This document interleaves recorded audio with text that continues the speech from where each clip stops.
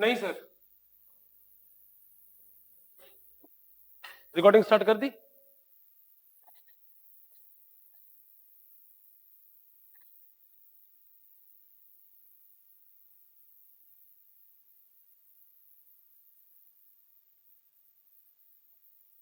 Okay, बहुत ध्यान से देखना, इंपॉर्टेंट टॉपिक है रोटेशन का, ठीक है, बहुत ही इंपॉर्टेंट टॉपिक है, पेपर में आपको आ सकता है, इसको ध्यान से समझ, मल्टीपल कंसेप्ट यूज हो रहा होता है। देखो हम क्या पढ़ना चाह रहे हैं, कॉन्सेंट्रेट करो इधर। ये कंडीशन किस चीज की है? प्योर रोलिंग की। क्या कंडीशन है बोलो बेटा? प्योर रोलिंग की। रोलिंग कोई चीज कैसे होती है, जरा किसी डायग्रामेटिक हेल्प से देखो जरा इसको, यहां ध्यान से देखना। ये अगर एक इंक्लाइन प्लेन है, ध्यान दो, सबका ध्यान बोर्ड की तरफ हो, और इसके ऊपर अगर मैं छोड़ूंगा तो ये कैसा मोशन है बोलना बेटा? Rolling motion. ये कैसा मोशन है बोलना बेटा? रोलिंग मोशन है। ये रोल कर रहा है कि स्लिप कर रहा है? रोल कर रहा है। अगर मैं इसकी जगह बहुत ही स्मूथ सरफेस ले लेता, बहुत स्मूथ होता है ना, तो उसकी जगह पर, और ये भी पेन बिल्कुल स्मूथ होता, तो आप देखते कि ये रोल नहीं करता, स्लिप करता। उस कंडीशन में क्या करता बोलो बेटा? स्लिप करता। स्लिपिंग समझते हो ना? अभी जब हम इसकी डिस्कशन करेंगे, in this discussion the particle is in pure rotation, the particle is in pure rotation and pure translational, मतलब देयर इज नो स्लिपिंग। जब हम ये पढ़ रहे हैं तो इसका मतलब क्या है बोलो बेटा? There is slipping, particle slip नहीं कर रहा। बात समझ में आ रही है? जब ये यहां से नीचे जा रहा है तो वहां पर पार्टिकल कभी भी क्या नहीं कर रहा बोलो बेटा? स्लिप नहीं कर रहा। पार्टिकल किसी भी इंस्टेंस पे स्लिप बिल्कुल भी नहीं कर रहा है। अच्छा जी, मतलब rolling of a particle without slipping. आप ये बात सोच के देखो कि जब पार्टिकल नीचे की तरफ आ रहा होगा तो उसको रोल कराने के लिए कौन रिस्पॉन्सिबल है? किसकी वजह से पार्टिकल रोल कर रहा होगा? बताओ, एनी आइडिया? पार्टिकल किसकी वजह से रोल आउट हो रहा होगा? फ्रिक्शन। फ्रिक्शन। अगर आप किसी ऐसे स्मूथ सरफेस पे ऐसे बिल्कुल इमेजिन करके देखो, एक ऐसा कोई स्लिपरी ट्रैक है, बात समझ में आ रही है, और वो सरफेस अगर रफ होगा तो आप वहां रोल करोगे, और वो सरफेस बिल्कुल स्मूथ होगा तब आप वहां पे खड़ा रहोगे, तो वो आप नीचे क्या करना शुरू कर जाओगे बोले बेटा? स्लिप करना शुरू कर जाओगे। उस कंडीशन में आप नीचे की तरफ क्या करना शुरू कर जाओगे? स्लिप करना शुरू कर जाओगे। तो ये जो रोलिंग हो रही है, इस रोलिंग का जो मेन कॉज है वो क्या है? फ्रिक्शन। फ्रिक्शन क्या कर रहा है? कोई चीज रोल कर रहा है तो वो कैसा मोशन है बोले बेटा? Rotational motion. कोई चीज अगर रोल कर रहा है तो वो कैसा मोशन है बोले बेटा? Rotational motion. और अगर कोई चीज रोल कर रही है, कोई चीज रोटेशनल मोशन में है, तो there must be some torque, yes और नो? अगर पार्टिकल रोटेट कर रहा है तो there must be some torque acting on the particle. तो जो फ्रिक्शनल फोर्स है, it will provide the necessary torque to rotate the particle. Frictional force को क्या प्रोवाइड करेगा बोलो बेटा? Necessary torque to rotate the particle. लिखो इतना, फिर लिखो आज का टॉपिक।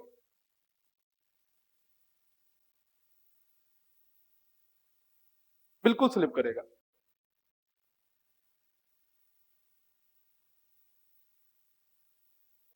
सिलेंडर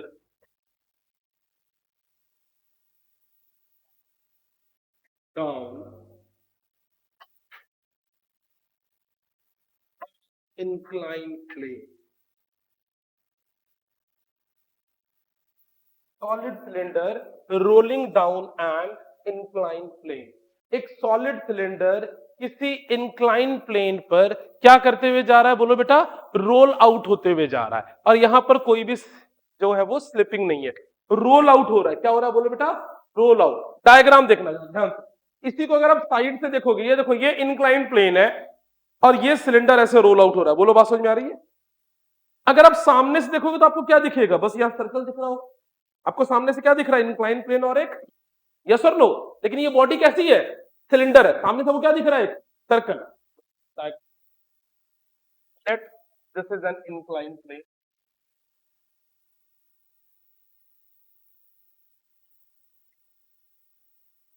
और इस इंक्लाइन प्लेन पर अगर आपको यहां से दिखेगा तो बस आपको कैसे सर्कल दिख रहा होगा बोलो बेटा? यस और नो? है ना? अगर आप सामने से देखोगे सिलेंडर के सामने से है ये शेप कैसी सिलिंड्रिकल, लेकिन आप इसको सामने से देखोगे तो आपको ये क्या दिख रहा होगा, एक सर्कल दिख रहा होगा। फोर्सेस जरा ड्रॉ कर लो, क्या क्या फोर्स लग रही है बोलो बेटा।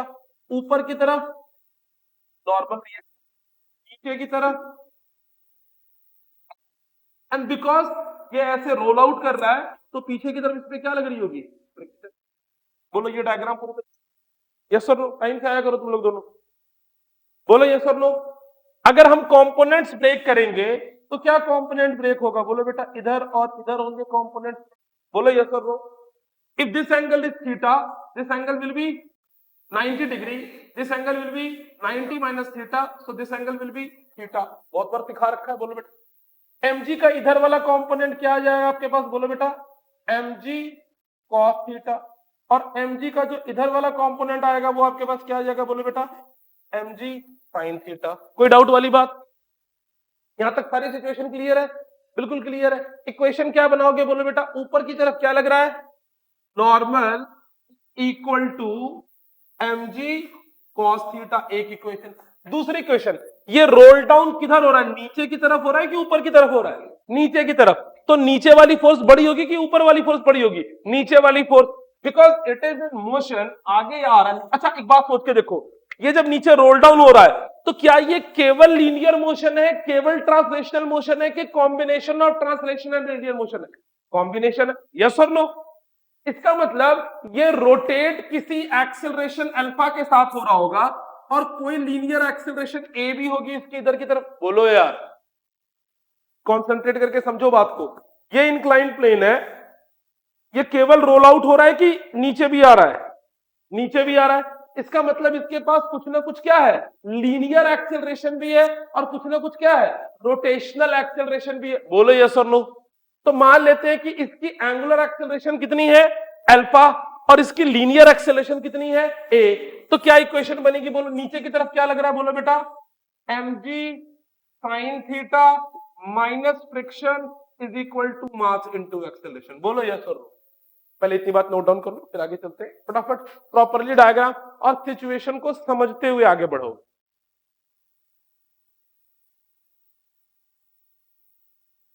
नहीं बेटा स्मूथ प्लेन होगा तो फिर तो स्मूथ प्लेन पे रख के देखो स्लिपिंग ही होगी, है ना, कभी भी स्मूथ प्लेन पे रोलिंग नहीं हो सकेगी Harshita.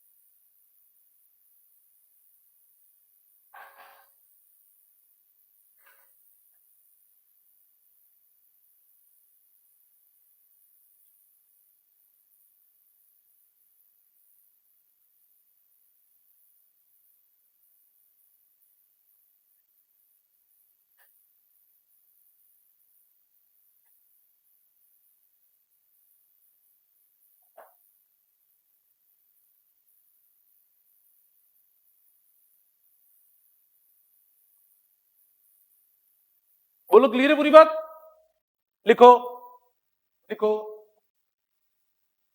The cylinder is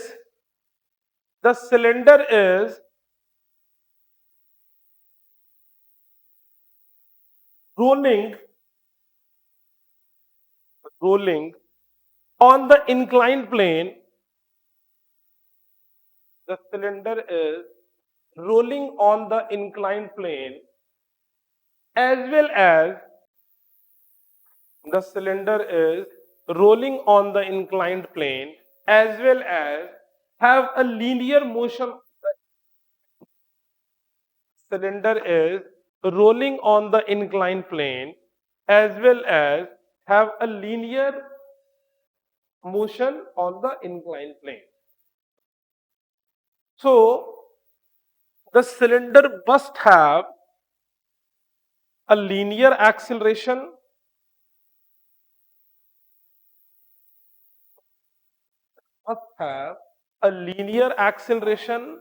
as well as an angular acceleration. The cylinder must have linear acceleration as well as an angular acceleration. Cylinder के पास क्या होगा बोलो बेटा? लीनियर एक्सेलरेशन भी होगी और साथ ही साथ कौन सी एक्सेलरेशन होगी? एंगुलर एक्सेलरेशन होगी, है ना? लीनियर एक्सेलरेशन इसको कौन प्रोवाइड कर रहा होगा बोलो बेटा? mg sin theta minus friction net force. और एंगुलर एक्सेलरेशन कौन प्रोवाइड कर रहा होगा? Only friction. सोच के देखना जरा। तो मान लो तुम ऐसे, ये बॉडी है, ये बॉडी लाकर ऐसे रखा हुआ है, अगर फ्रिक्शन नहीं होता तो ये क्या करता? केवल mg sin थीटा की वजह से स्लिप करता हुआ नीचे आता। बोलो यस और नो। लेकिन जब ये फ्रिक्शन लग रही है तो इसका मतलब ये सरफेस स्मूथ नहीं होगा, ऐसा रफ होगा। बोलो, और सिलेंडर का सरफेस भी थोड़ा सा रफ ही होगा, बिल्कुल तो होता नहीं है। बोलो मेरी बात समझ में आ रही है? तो दोनों के ग्रुप्स आपस में क्या रखे? फंस रखे हैं, है ना? तो क्या होगा? इन दोनों के बीच में क्या लगेगी? इन दोनों के बीच में क्या लगेगी? फ्रिक्शन। फ्रिक्शन ये कहां जाना था? सिलेंडर नीचे, तो फ्रिक्शन किधर लगेगी? इधर। बोलो यस और नो। और इसके सेंटर से ये परपेंडिकुलर डिस्टेंस होगा, तो इस फोर्स की वजह से सिलेंडर क्या करेगी?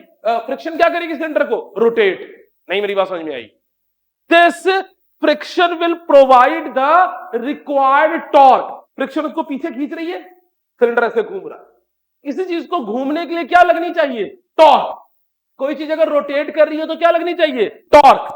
वो टॉर्क कौन लगा रहा होगा? अगर ये पीछे की तरफ फ्रिक्शन होगा तो this friction will tend to rotate this cylinder like this. बोलो यस और नहीं, मेरी बात समझ में आई? नीचे की तरफ तो हर हाल में आएगा। आप किसी इंक्लाइन प्लेन पर ऊपर जाके खड़े हो जाओ, अपने आप फिसलते हुए आप नीचे की तरफ आ जाओगे। बोलो यस और। लेकिन अगर वो सरफेस रफ होगा तो वो रफनेस ऑफ द सरफेस आपको पीछे की तरफ भी खींचेगा। बोलो यस और। वो पीछे की तरफ खींचने की वजह से यू विल रोटेट। बोलो मेरी बात समझ में आ रही है? पीछे तरफ खींचने से आप क्या करोगे? रोटेट। तो ये जो सिलेंडर है वो नीचे की तरफ क्यों आ रहा है? Due to mg sin theta. और ये जो सिलेंडर है वो रोटेट क्यों कर रहा है? Due to the frictional force acting on it. Yes और नो? यस और नो? क्या लिखा है मैंने? हाँ जी, स्टेटमेंट बोलो लास्ट टाइम, पूरी लाइन बोलो। The cylinder must have linear acceleration as well as angular acceleration. The linear acceleration will be provided by, लिखा है मैंने? कहां तक लिखाया है? बोलो, कहां तक लिखाया है? लिखो। The linear acceleration is due to, the linear acceleration is due to the net force in the downward direction. The linear acceleration is due to net force in the downward direction. Yes or no? Paragraph change करके लिखना। Frictional force, paragraph change करके, frictional force will exert torque. Frictional force will exert torque on the cylinder.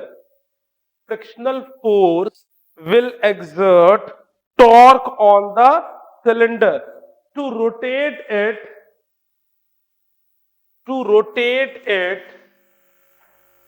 with angular acceleration alpha.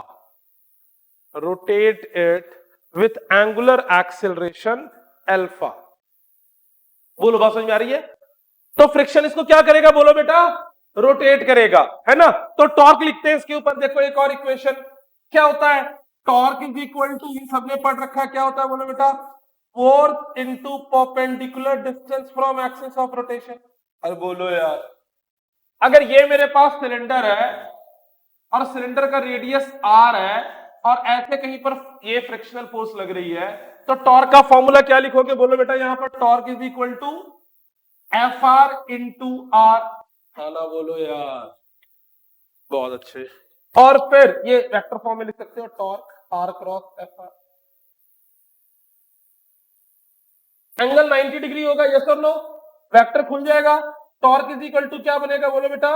Are F are. बोलो yes और no? चलो ये एक torque की equation बन गई, इसको इक्वेशन नंबर 3 बना लें। वी ऑल्सो नो डेट, यहां ध्यान से देखना, इसी का पार्ट यहां कंटिन्यू कर रहा हूं। टॉर्क इज इक्वल टू एक चीज हमने और सीखी है, क्या सीखी है बोलो? I alpha. Very good. क्या सीखा? Torque is equal to I alpha. ये किसका? Torque about centre of mass, moment of inertia about centre of mass, alpha is equal to centre of mass. मैंने सिखाया था ना, इस एक्सप्रेशन को या तो एक्सिस ऑफ रोटेशन के अबाउट लिखो या फिर सेंटर ऑफ मास के अबाउट लिखो। ये भी टॉर्क हमने किसके अबाउट लिखा है बोलो? सेंटर ऑफ मास के अबाउट ही लिखा है, यस और नो? तो ये टॉर्क एक्सप्रेशन फिर क्या हो गया? अभी मोमेंट ऑफ इनर्शिया को मैं आई रख लेता हूं, बाद में वैल्यू पुट कर दूंगा। क्या हमें सिलेंडर का मोमेंट ऑफ इनर्शिया आता है? Half M R square. क्या हमें सेंटर का moment of inertia about its axis आता है? यस। कितना आता है बोलो बेटा? Half M R square. Moment of inertia आता है। अब कौन बच गया बोलो बेटा मेरे पास? अल्फा। अब कौन बच गया मेरे पास? अल्फा। अल्फा की जगह एक इक्वेशन ये भी। अब ये इक्वेशन 3 और इक्वेशन 4 को इक्वेट कर दो, इक्वेटिंग इक्वेशन 3 एंड 4।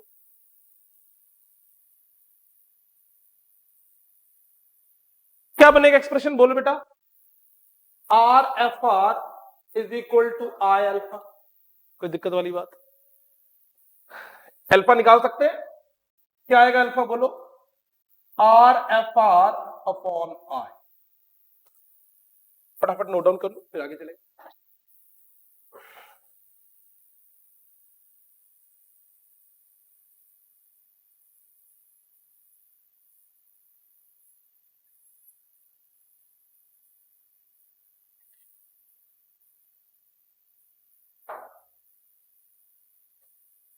समझ आ रही बात कि नहीं आ रही?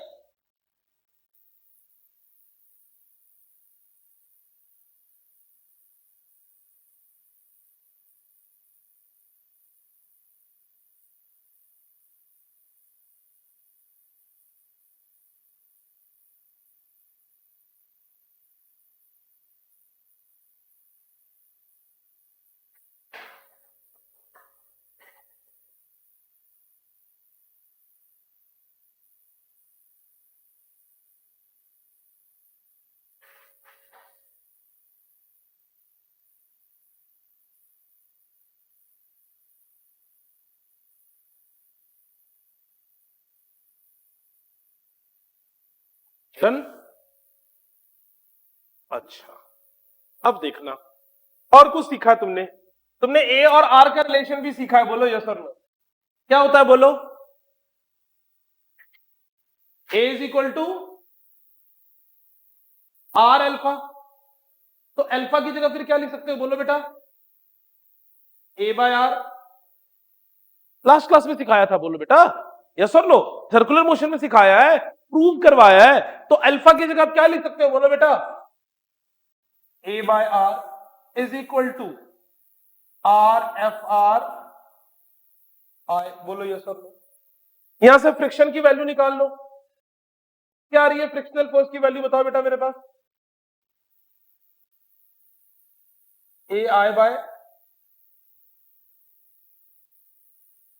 फ्रिक्शन मुझे मिल गया एक्सेलरेशन के टर्म्स में। यहां तक नोट डाउन कर लो, बीच वाला फिर रब कर दो।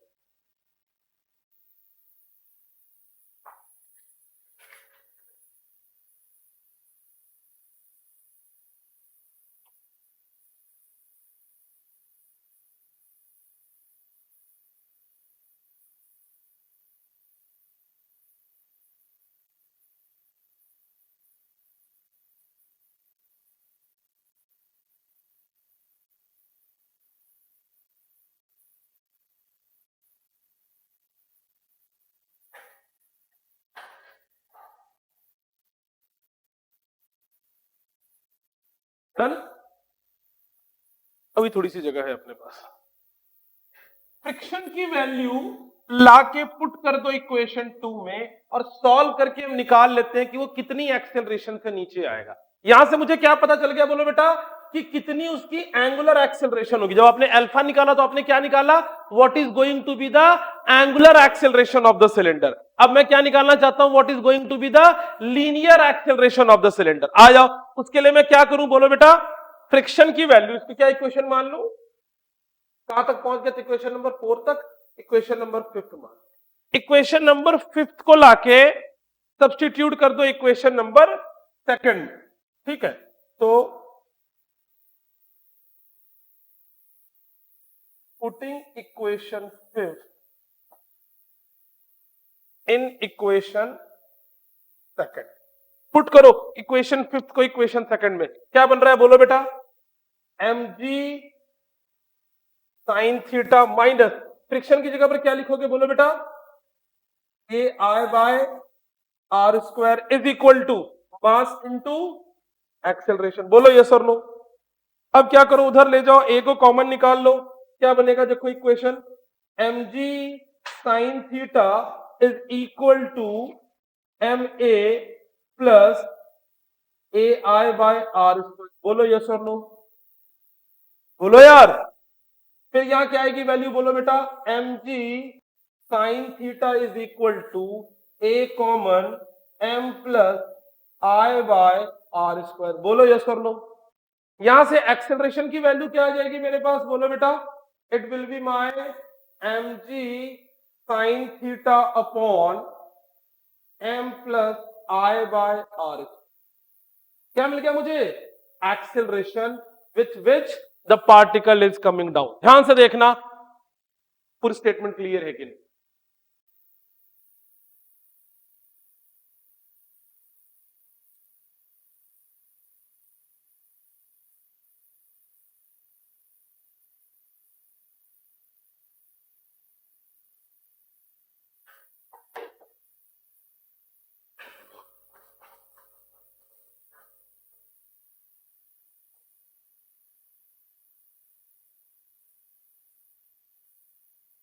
डन।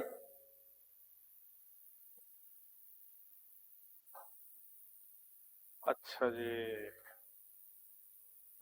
अब सुनना, में लिखा तुमने, नोट डाउन कर लिया, बहुत अच्छी बात है। क्या मिल गया आपको, एक्सेलरेशन। अब इस एक्सप्रेशन में हमने एक चीज की वैल्यू सब्स्टिट्यूट नहीं की है, किसकी, आई की, है ना। इस जगह पर एक स्फीयर भी हो सकता था, तो स्फीयर में आई की वैल्यू कितनी पुट करते, 2/5 mm। आपके सिलेबस में एनसीईआरटी में सिलेंडर की डिस्कशन की गई है, तभी मैंने सिलेंडर की डिस्कशन की है। सिलेंडर के लिए क्या हो जाएगा, आए बोलो, ½ mr², है ना, इधर रब कर ये वाला। तो लिखो, we know that moment of inertia of cylinder, we know that moment of inertia of cylinder about its axis of rotation,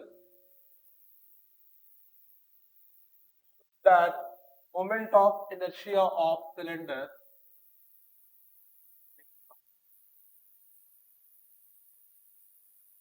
moment of inertia of cylinder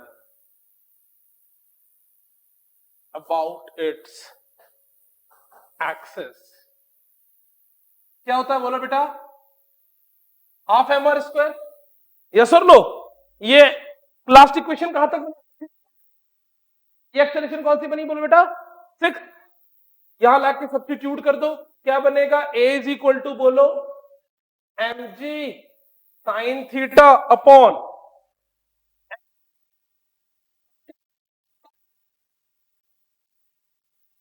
to, और नीचे पहले से क्या था आपके पास, r। बोलो क्लियर है पूरी बात, कैंसल आउट कर दो। देखो इक्वेशन बहुत ही सिंप्लीफाइड हो जाएगा, r² क्या हो गया, कैंसल आउट हो गया। a इज इक्वल टू क्या बनेगा बोलो, mg sin थीटा, नीचे एलसीएम लोगे क्या होगा, 2m प्लस m/2। बोलो यस सर, 2 ऊपर चला जाएगा, a इज इक्वल टू क्या बनेगा बोलो, 2mg sin theta upon m और m कैंसल आउट हो गया। एक्सेलरेशन क्या आ गया मेरे पास बोलो बेटा, 2/3 sin। तो ये एक्सेलरेशन आ गई मेरे पास सिंपलिस्टिक फॉर्म में in case of moment of inertia, जिस एक्सेलरेशन से पार्टिकल नीचे की तरफ रोल डाउन होते हुए आ रही होगी। बोलो यस और नो। क्या अगर ये स्फेयर होता तो भी एक्सेलरेशन इतनी ही होती? नो, फिर वैल्यू चेंज हो जाती। इसलिए आपने ये एक्सप्रेशन भी याद रखना है। क्या मेरी बात क्लियर है ना? अगर बॉडी चेंज होगी तो आप मोमेंट ऑफ इनर्शिया की वैल्यू चेंज कर दोगे, और अगर आपको सिलेंडर आएगा तो आप डायरेक्ट क्या यूज कर सकते हो? 2/3 g sin थीटा। फटाफट नोट डाउन करो, फिर आगे चलते हैं।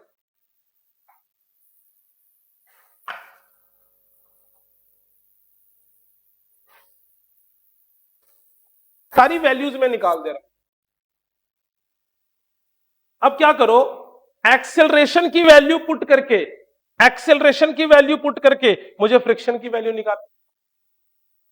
अब ये कौन सा इक्वेशन बन चुका है? 6। ये क्या बन गया? 7। Now put equation number 7 in equation number 2, और मुझे आप फ्रिक्शन की वैल्यू निकाल के दिखाओ जल्दी से। अब बेटा आई की वैल्यू डाल दी, अब तो आई की वैल्यू डालकर ए निकाला है। 7th में तो बचा ही नहीं बेटा, आप 7th इक्वेशन को 3rd में डालोगे तो आपको सीधे फ्रिक्शन मिलेगा ना, इन केस ऑफ सिलेंडर।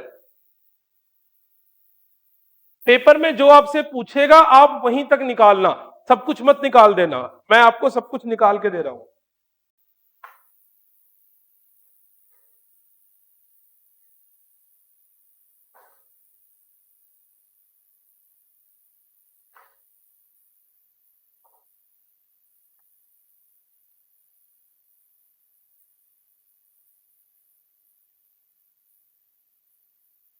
क्या आ रहा है friction? mg sin theta by 2, बिल्कुल ठीक आ रहा है।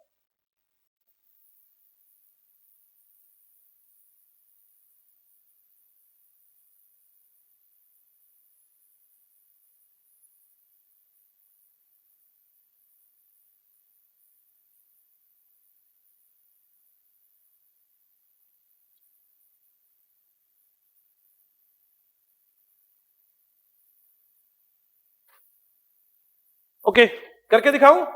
Putting equation 7 in equation 2।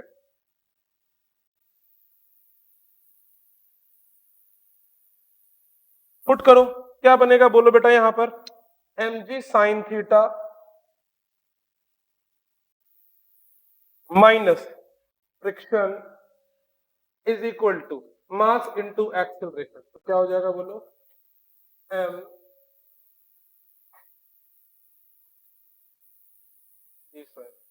बोलो ठीक है। अब यहां से हम किसकी वैल्यू निकालेंगे बोलो बेटा? फ्रिक्शन। फ्रिक्शन की वैल्यू क्या हो जाएगी बोलो? mg sin थीटा माइनस क्या होगा बोलो? 2mg by sin theta. बोलो यस और नो। एलसीएम लेके सॉल्व कर दो। एलसीएम क्या आएगा आपके पास बोलो? 3, it will be 3mg sin theta minus क्या होगा बोलो बेटा? mg sin theta. सॉल्व कर दोगे, क्या आ रही है फ्रिक्शन की वैल्यू आपके पास? mg sin theta by 3। तो आपके पास ये फ्रिक्शन की वैल्यू आ गई। चेक करो, बहुत ही इजी है ना? आपको किसी न्यूमेरिकल में डायरेक्ट यूज हो सकता है, आपको ये कई एक्सप्रेशन डायरेक्ट दे सकता है। तो क्वेश्चंस कैसे हैं वो भी कराऊंगा। एक और बहुत इंटरेस्टिंग पॉइंट आएगा, यहां तक लिख लो पहले।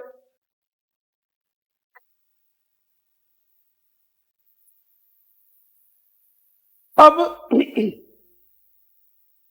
जब ये नीचे रोल आउट होते के आ रहा है, रोल आउट होते हुए आ रहा है, तो फ्रिक्शन इसको स्लिपिंग नहीं करने दे रहा। नोट डाउन कर लिया सबने यहां तक?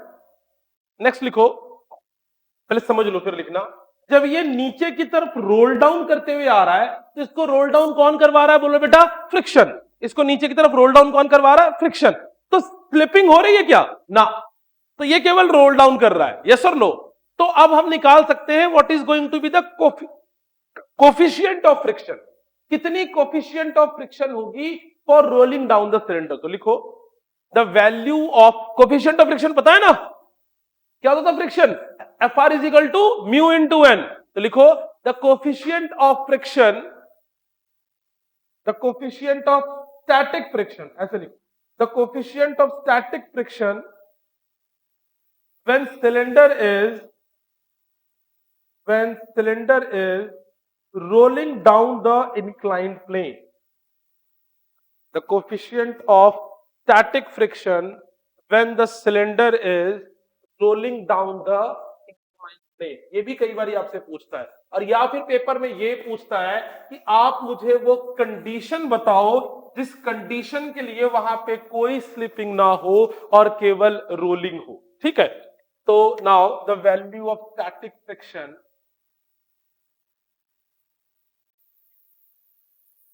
Value of static friction for किस चीज के लिए बोलो बेटा, रोलिंग डाउन द सिलेंडर।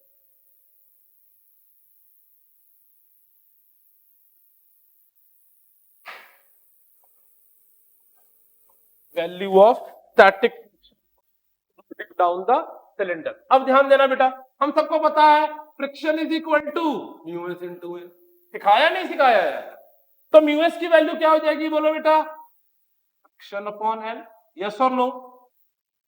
क्या है ये म्यू एस की वैल्यू? फ्रिक्शन की वैल्यू कितनी आई बोलो बेटा मेरे पास, mg sin थीटा बाय 3, और नॉर्मल की वैल्यू कितनी आ रही है बोलो बेटा, mg cos थीटा। यस और नो? mg कैंसल आउट हो गया, म्यू एस की वैल्यू कितनी आ गई बोलो, tan थीटा बाय। तो अगर फ्रिक्शन म्यू एस की वैल्यू, अगर देखो tan थीटा बाय 3 के लिए फ्रिक्शन कैसी है, स्टैटिक। समझना स्टैटिक का मतलब क्या है, अगर कोई चीज ऐसे ऐसे हो रही है, यहां फ्रिक्शन स्टैटिक नहीं है, यहां फ्रिक्शन स्टैटिक नहीं है, लेकिन जब कोई चीज रोल डाउन कर रही है ना, तो उस मोमेंट पे जो उसमें फ्रिक्शन लग रही है वो कैसी है, स्टैटिक, क्योंकि ये इसके ऊपर रगड़ नहीं खा रहा। फ्रिक्शन लगा घुमा दिया, फिर फ्रिक्शन लगा घुमा दिया, क्या मेरी बात समझ आ रही है? फिर फ्रिक्शन घुमा दिया, तो फ्रिक्शन की वजह से it is just rotating, friction की वजह से इट इज जस्ट रोटेटिंग। तो फ्रिक्शन की वजह से इस पे जो फ्रिक्शन की वजह से जिस पे नेचर ऑफ फ्रिक्शन होगा वो क्या होगा, स्टैटिक। अगर इस पे नेचर ऑफ फ्रिक्शन काइनेटिक हो गया तो it will start sliding, it will start sliding. इसके ऊपर देखो रख के देखो, ये थोड़ा अगर इंक्लाइंड होता, यहां देखो मोस्टली स्लाइड हो रहा है, देखो स्लाइड कर रहा है, देखो ये पूरा स्लाइड है, क्यों, ये बहुत स्मूथ और बिल्कुल स्ट्रेट है। अगर ये थोड़ा भी कर्व्ड हो तो यहां जनरली क्या करता, स्लाइड, क्योंकि इस सरफेस का म्यू बहुत छोटा है। किसी सरफेस के नेचर के बारे में मुझे कौन बताता है, कोफिशिएंट ऑफ फ्रिक्शन। यस और नो? किसी भी सरफेस के नेचर के बारे में मुझे कौन बताता है, कोफिशिएंट ऑफ फ्रिक्शन। क्या मेरी बात समझ में आ रही है? अगर coefficient of friction tan theta by 3 है तो वो वहां पर क्या करेगा, रोल करेगा। मेरी बात समझ में आई? हाँ जी बोलो। हाँ, लगी रही है यार, कहां नहीं लग रही? मैं वही तो कह रहा हूं भाई, अगर जैसे मर्जी लगा हो, अगर म्यू की वैल्यू tan थीटा बाय 3 से छोटी हो जाएगी तो वो क्या करना शुरू कर जाएगा, स्लाइड। और अगर म्यू की वैल्यू tan थीटा से बड़ी हो जाएगी तो वो क्या करेगा, रोटेट। बात समझ में आ रही है? पहले यहां तक नोट डाउन करो फिर लिखाता हूं, यहां तक नोट डाउन करो फिर लिखाता हूं। तो रोलिंग होगी, इस वैल्यू पे तक रोलिंग होगी, इससे छोटी होगी तो स्लिपिंग शुरू हो जाएगी, इससे बड़ी होगी तो भी रोलिंग। बात समझ में आ रही है? लिखो, to prevent the slipping of body, to prevent the slipping of body, bracket में लिख लो सिलेंडर, क्योंकि हम अभी किसकी बात कर रहे हैं, सिलेंडर की। अगर आपसे यही चीज स्फीयर के लिए पूछेगा तो क्या आप निकाल लोगे बोलो बेटा, यस और नो? अभी रफ में करके देखना। तो for prevent the slipping of body, bracket में cylinder, over an incline plane, over an incline plane, the coefficient of static friction, the coefficient of static friction must be, the coefficient of static friction must be equal to or greater than, equal to or greater than tan theta. The coefficient of static friction must be equal to or greater than tan theta. इसका मतलब अगर mu static की value greater than और equal to tan theta by 3 है, तो इसका मतलब वो बॉडी क्या करेगा, रोल करेगा। और अगर म्यू की वैल्यू tan थीटा बाई 3 से छोटी होगी तो बॉडी क्या करेगा, स्लिप करेगा। क्या मेरी बात समझ में आ रही है? पहले आप इसको ध्यान से देखो और अब मुझे ये सारी कंडीशन एक स्फेयर के लिए निकाल के दिखाओ खुद से, ठीक है? सारी कंडीशन मुझे किसके निकाल के दिखाओ, स्फेयर के निकाल के दिखाओ। सब कोई निकाल के दिखाएगा, फटाफट तेजी से।